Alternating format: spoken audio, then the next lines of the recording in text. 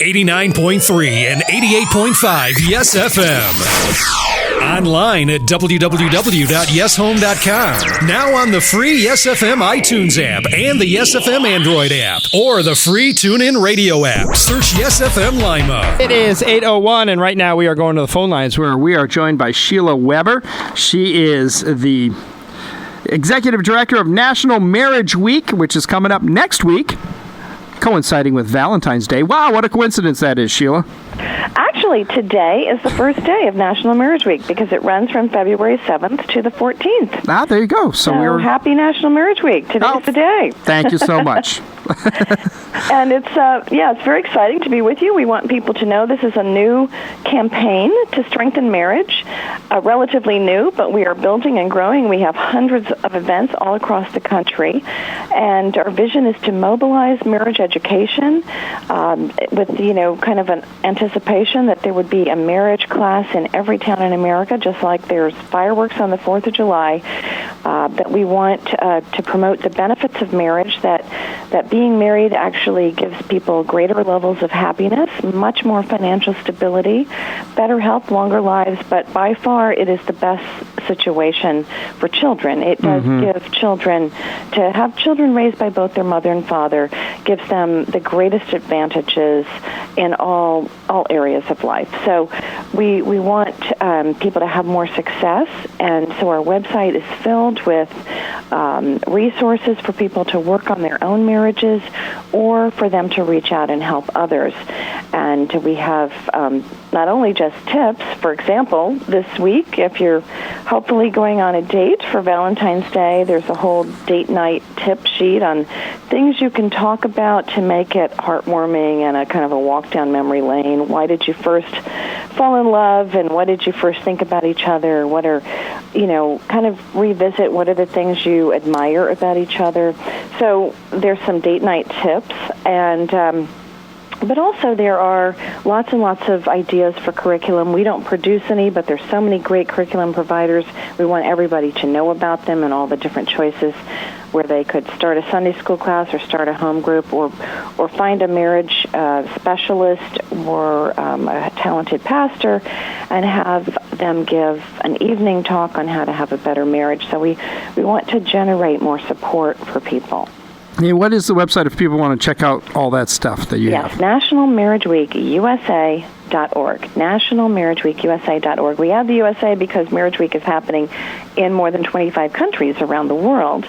And we're new to Twitter. I really would love people to follow us at Marriage Week USA. That's the Twitter handle, at Marriage Week USA, because I'm constantly putting out some new facts and statistics and research and tips that I think they'll find interesting.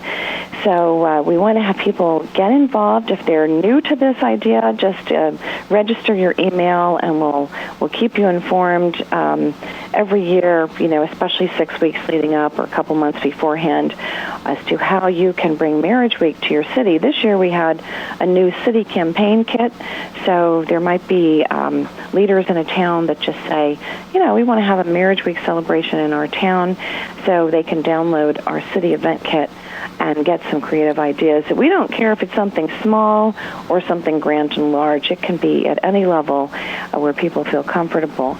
So we're just wanting to increase this activity all across the country. And I have a really fun new resource. I just created a little video series, 90 seconds, 5-minute videos about how to have more affordable weddings.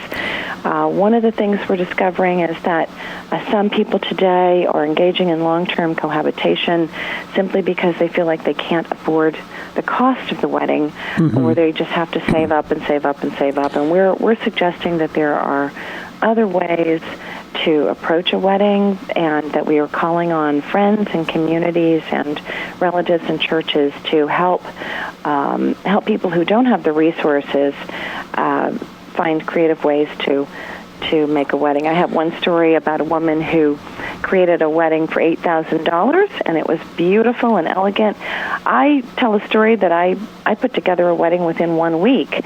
A couple who just could not afford, they didn't have the time or the money. And I got on the phone and I called 60 of our friends. Everybody bought a side dish and a bottle of wine, and I made all the meats and the cake, and it was beautiful. It was really beautiful. So we tell those stories, I was just thinking, because we think of, reasons people don't marry, and, I'm not sure anybody thought, oh, wow, weddings are too expensive as a deterrent to marriage. Well, it is. It is. It's surprising, and I don't think people talk about it too much because the expectations are so high today on what that party has to look like and how people will be so disappointed. But really, we have to reevaluate. We cannot take our expectations from what we see in the movies. Very few people can create that kind of extravaganza. Well, and I think of all these shows too you watch on TV. My wife loves to watch these shows. They're picking out the wedding dress, or there are 4 weddings and they compare them. And I mean, they're spending more on the dress than my wife and I spent on our wedding. I mean, we got married 15 years ago, spent $6,000. And had a wonderful wedding, fabulous venue, and it was beautiful and lovely and wonderful. And now I look and they're talking like, well, couple A is doing a budget wedding for $15,000. I'm like, $15,000 for a budget wedding? The national average is about $26,000. That's just insane. In major metropolitan areas, it's much, much higher than that.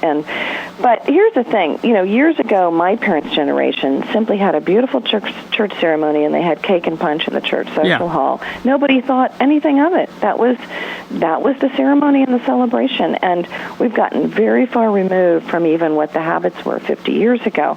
So it's a matter of stewardship. Goodness gracious, I think about some of these young couples. They have so much school debt and college loans, and they should be using that money for their down payment on their first home or something like that. So we also want people to feel more free about not having to sort of buy into this extravaganza. And it's really a matter of making good, wise financial choices for your future. And I think that those of us who are family and friends should be very supportive of that. Yeah. And, if we can find ways to actually pitch in, we should. So that's part of our little new video series that we've created on affordable weddings at nationalmarriageweekusa.org.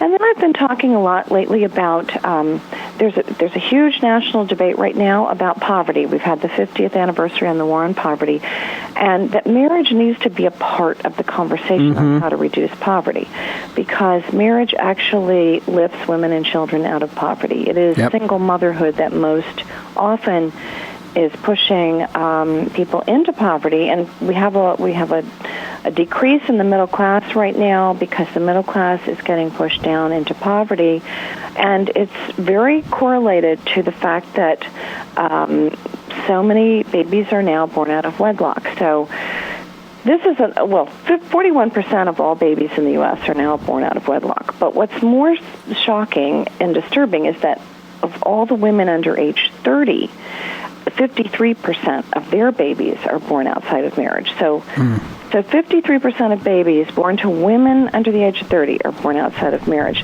That is not a good a good prospect for financial stability for that single mother and for that child. So we want people to sort of set a new value. The Brookings Institution has come out with a very important little statistic that somewhat shocks people.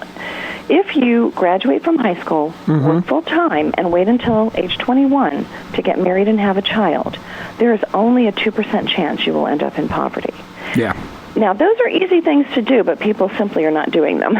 So, we want to help people, plan ahead for the best sake of their child. They know that if you want your child to have the most success, be more responsible in your dating life and finish high school and work full time and all those kind of things that we can be intentional about and still have a very fulfilled life ahead of us. So those are the kind of things we want to be talking about, why marriage is so valuable for this nation and for individuals. particularly in the area of financial stability. It's costing the American taxpayer at least $112 billion a year for divorce and unwanted childbearing. That was a figure from 5 years ago, so I think it's they're probably up since then. Much higher than that. That was a conservative figure. We're talking with Sheila Weber. It's good for the nation. Yeah, it is. We're talking with Sheila Weber. She is Executive Director of National Marriage Week. Once again, Sheila, if folks want to find out more information, give them the website again. National Marriage Week USA, nationalmarriageweekusa.org. And it's running now through February 14th, Valentine's Day. Sheila, thanks so much for joining us this morning. It's been great talking with you. Thanks for having me. All right. Bye-bye. Bye-bye. That is Sheila Weber. Once again, you can find out all that information at their website, www.nationalmarriageweekusa.org.